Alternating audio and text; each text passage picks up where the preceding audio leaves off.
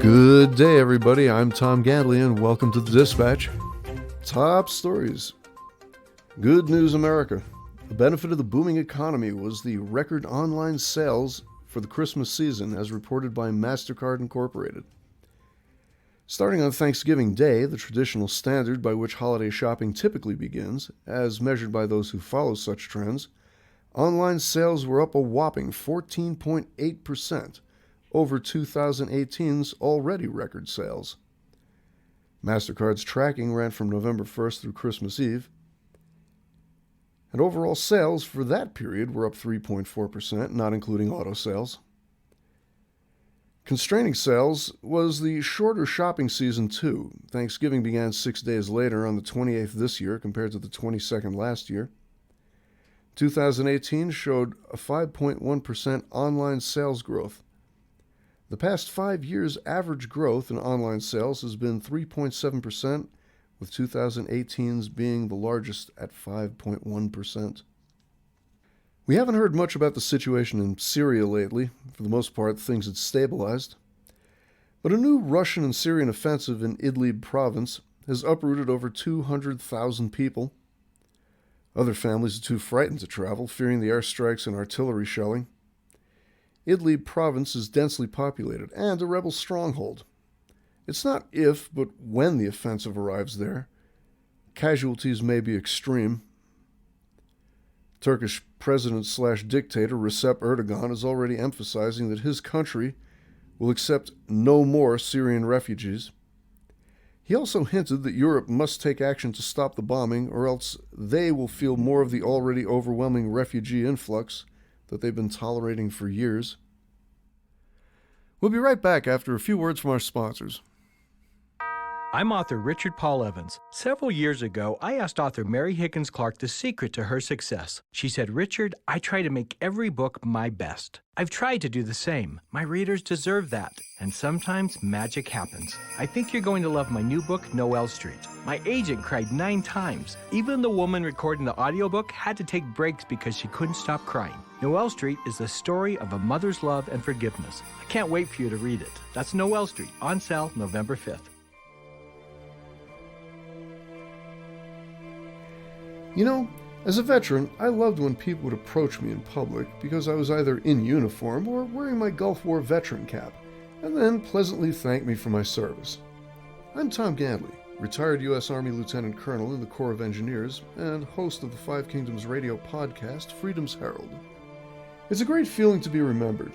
That's why I support the Paralyzed Veterans of America. Folks, I returned from 2 mobilizations just fine.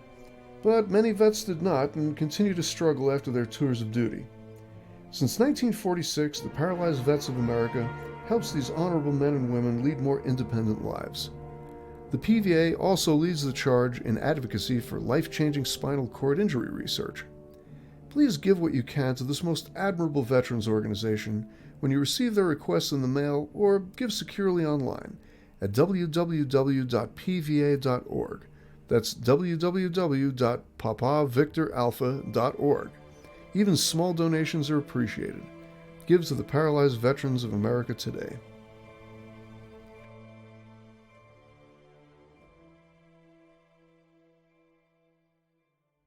GOP lawmakers in the Senate are displaying growing confidence that the acquittal of President Trump will occur.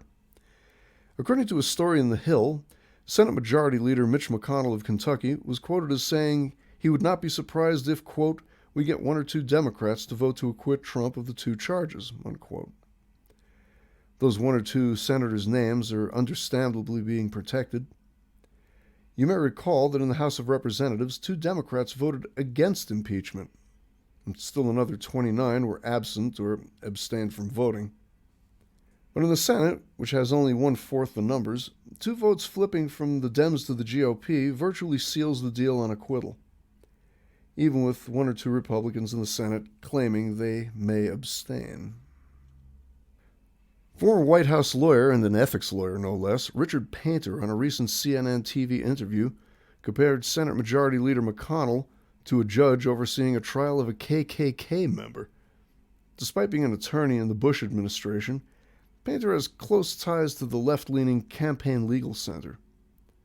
CNN News, which has lost many viewers in the past several years, continues to present the character assassination ad hominem attack plan that the American audience has grown more aware of and more disturbed by. Opinion has it that if the presidential election were held today, Donald Trump would win in the Electoral College once again, but lose the popular vote by at least as much as in 2016. That take by a prominent Democrat and Bernie Sanders supporter claimed that Trump's support in the heartland has not dropped 1 inch. That opinion is from anti-capitalist, multi-millionaire limousine liberal filmmaker Michael Moore. On January 2nd, Chicago welcomed its first day of legal marijuana sales. Total revenue for the first day of sales was reported at $3.2 million. Let's hope some of the hostiles in that city share the peace pipe and help lower the horribly high shooting and handgun homicide rate, which still leads among U.S. cities. Wausau, Wisconsin, currently debating the repeal of a law that has placed an undue burden on both kids and adults alike since 1962. The use of a dangerous weapon that could cause serious bodily injury is close to having the ban on them lifted. That weapon, commonly carried and seasonally used in many parts of the U.S. and the world, likely will continue to be the source of some trouble, but not much. The weapon in question has been in use since likely prior to even written history. The weapon up for having its ban repealed? Snowballs. And now, just in case you missed it, doing time in a federal prison isn't something to look forward to or to take as a time to relax while enjoying the finer things in life. Unless perhaps you're sent to Beaumont Federal Prison in Texas. Recent incidents there have made the news, including 4 young men who ran away from the minimum security prison to go on a booze run into the local community.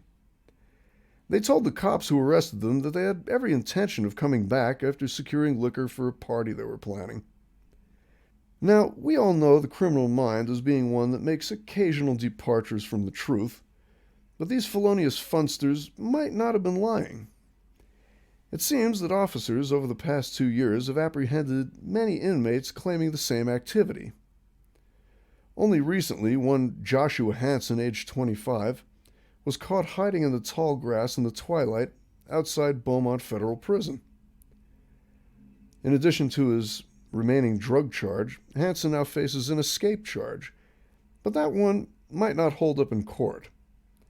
You see, Hansen was apprehended and had on his person 3 bottles of Martell brandy, a bottle of Crown Royal, several bags of Bugler tobacco, Planters peanuts, some barbecued chicken and sausage, which was all still quite warm according to reporting officers. He claimed his mom made it for him. It'll be difficult to charge Hansen with escape from official custody since he was caught trying to sneak back into the prison with his goodies in a duffel bag. He claimed he was going to have a holiday party with the boys. There's a plot line in there for some screenwriter. It could be at least as funny as the old Ernest Goes to Jail film. And on that note, this has been Tom Gandley. Thank you for listening to The Dispatch.